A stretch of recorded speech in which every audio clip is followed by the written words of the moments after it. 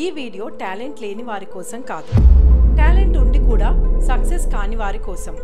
మీరు చాలా టాలెంటెడ్ అయి ఉండొచ్చు, మీ స్కిల్స్ ఎక్స్ట్రాడినరీ అని అందరూ మెచ్చుకోవచ్చు. కాలేజ్లో అయినా ఆఫీస్లో అయినా మీ క్రియేటివిటీని అందరూ గుర్తిస్తారు.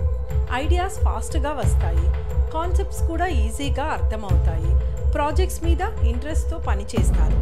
ఇలా అన్నీ బాగున్నాయి.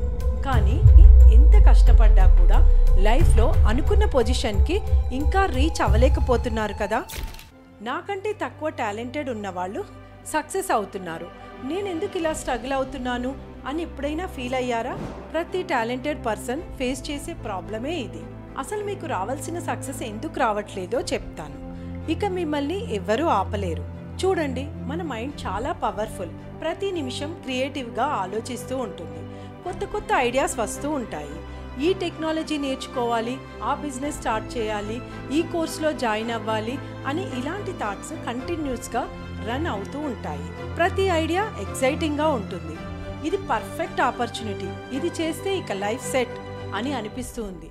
కానీ కొన్ని రోజుల తర్వాత ఆ ఎక్సైట్మెంట్ పోతుంది, ఎందుకో బోర్ కొడుతుంది, ఇంకో ఎక్సైటింగ్ ఐడియా వచ్చేస్తుంది. రిపీట్. సైంటిస్టులు దీని గురించి రీసెర్చ్ చేసి దీనికో పేరు పెట్టారు. అదే షైనీ ఆబ్జెక్ట్ సిండ్రోమ్. షైనీ అంటే మెరుస్తూ కొత్తగా కనిపించేది, ఆబ్జెక్ట్ అంటే మన దృష్టిని ఆకర్షించేది, సిండ్రోమ్ అంటే తరచూ మళ్ళీ మళ్ళీ అదే అలవాటుగా మారడం. సింపుల్గా చెప్తాను. మీరు ఒక గోల్డ్ షాపింగ్కి వెళ్ళారు అనుకోండి.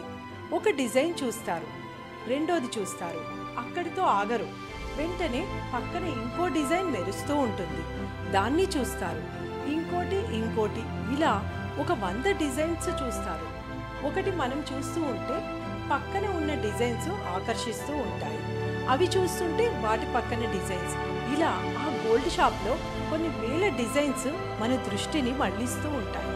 ఎందుకంటే అవన్నీ షైనీ ఆబ్జెక్ట్స్, మెరిసే వస్తువులు. ఇదే మన బ్రెయిన్లో కూడా జరుగుతూ ఉంటుంది. మన మైండ్ కూడా ఒక గోల్డ్ షాప్ లాంటిది. కొన్ని వేల ఆలోచనలు, అందులో ఎన్నో మెరుపులు. ఈ ఐడియా బాగుంది, ఆ ఐడియా బాగుంది, అన్నీ బాగున్నాయి. అదే కదా ప్రాబ్లం. ఇది టాలెంటెడ్ పీపుల్లో చాలా కామన్.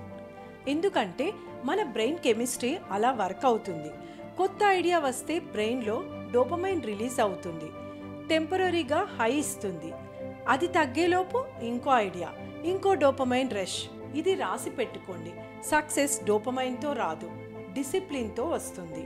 మీరు మీ ల్యాప్టాప్ ఓపెన్ చేసి చూడండి, ఎన్ని ఇన్కంప్లీట్ ప్రాజెక్ట్స్ ఉన్నాయి, మీ ఫోన్లో ఎన్ని సేవ్డ్ కోర్సెస్ లింక్స్ ఉన్నాయి, మీ నోట్స్లో ఎన్ని ఆఫ్ ఎగ్జిక్యూటెడ్ ఐడియాస్ ఉన్నాయి.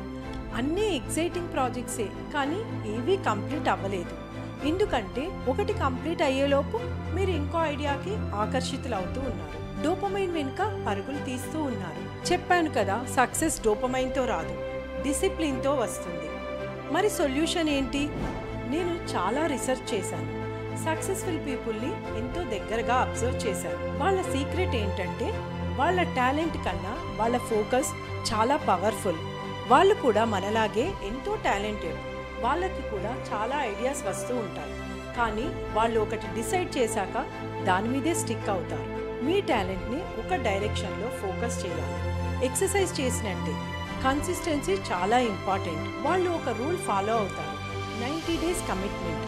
కొత్త ఐడియా వచ్చాక ఫస్ట్ 1 వీక్ వెయిట్ చేస్తారు, ప్రోస్ అండ్ కాన్స్ క్యాలిక్యులేట్ చేస్తారు, అప్పుడు డిసైడ్ అవుతారు. ఒకసారి కమిట్ అయ్యాక వాళ్ళ మాట వాళ్ళే వినరు. సరే, ఇప్పుడు ఏం చేద్దాము అంటారా?